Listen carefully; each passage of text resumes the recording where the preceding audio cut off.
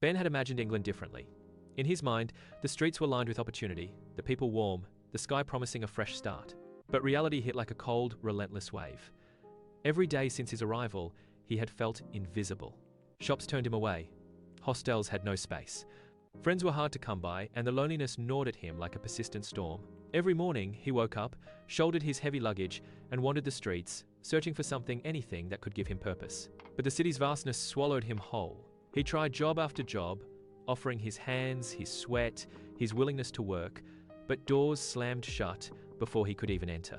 By the third week, his feet were raw, his spirits crushed, and for the first time, Ben felt the sting of hopelessness. He had no place to go, no one to turn to. He felt stranded, an island in a sea of strangers. It was one of those nights past midnight when he struggled up the narrow steps of a small townhouse, dragging his luggage behind him. His muscles ached, his hands were raw, and all he wanted was a place to sit, even for a few hours. "Need a hand?" a voice called out. Ben looked up and saw a man in his early 50s leaning slightly on the railing. He had a kind face, the kind that had seen pain but hadn't let it harden him completely. Even though his eyes betrayed fatigue, he held a gentle, open energy. Ben hesitated, then nodded. "Thank you. I didn't know where else to go." Without another word, the man came down and together they carried the luggage inside. Each bag felt lighter not because of their combined strength, but because of the unspoken humanity between them.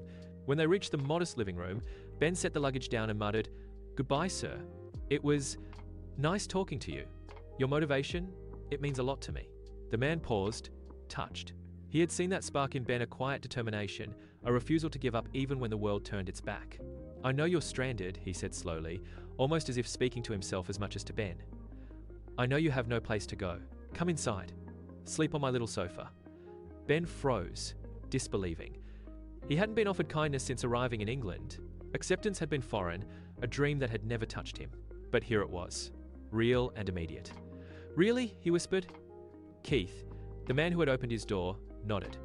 "Really, get some rest." Ben curled up on the sofa, the weight of the world finally lifting off his shoulders.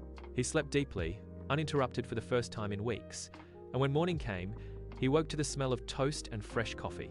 "Shower first," Keith said, placing a bag of clean clothes before him. Ben nodded and disappeared into the small bathroom. When he emerged, Keith paused mid-step, staring.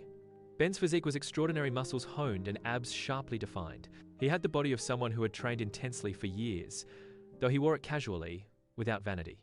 Did you box?" Keith asked cautiously, not wanting to offend but unable to hide his curiosity. Ben chuckled softly. "I was a boxer, back home. Haven't trained in a long time." Something stirred in Keith's chest, a memory